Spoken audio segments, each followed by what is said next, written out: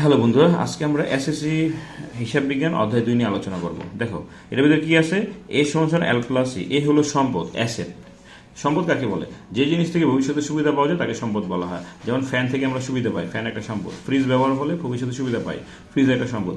TV ব্যবহারের ফলে TV থেকে আমরা সুবিধা পাই, টিভি একটা সম্পদ।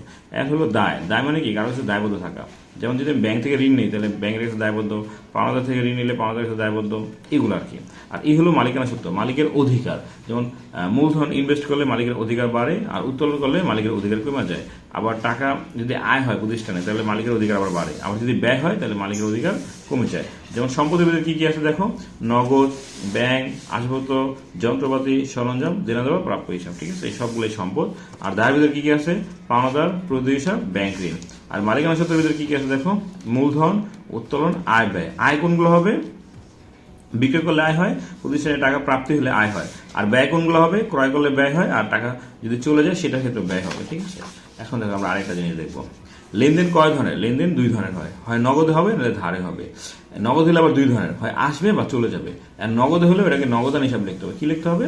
নগদান হিসাব। এখন যদি আসে তাহলে আসলে নগদান হিসাব ডেবিট, চলে গেলে নগদান হিসাব ক্রেডিট। আর ধারের ক্ষেত্রে কি? ধারে হলে হয় ক্রয় হবে নাহলে বিক্রয় হবে। ক্রয়ের সাথে পাওনাদারের সম্পর্ক, বিক্রয়ের সাথে দেনাদারের সম্পর্ক। ধারে চিহ্নের উপর 5টা: ধারে, বাকিতে, নিকট, নাম, পার্সেন্টেজ। এটার যে কোনো একটা ওয়ার্ড দেওয়া থাকলে ওটা ধারে বোঝাবে। ঠিক আছে, এখন ধারের ক্ষেত্রে যদি ক্রয় করে তাহলে ক্রয় হিসাব ডেবিট, পাওনাদার ক্রেডিট। আর ধারের ক্ষেত্রে যদি বিক্রয় হয় তাহলে সেই ক্ষেত্রে দেনাদার হিসাব ডেবিট, বিক্রয় হিসাব ক্রেডিট। ঠিক আছে, তাহলে এই ছকটা আর এই ছকটা তোমরা ভালো করে মুখস্থ করবা। কালকে থেকে আমরা এখানের অঙ্কগুলো করা স্টার্ট করবো। ঠিক আছে, তো আজকে তৈরি রাখি। আল্লাহ হাফেজ।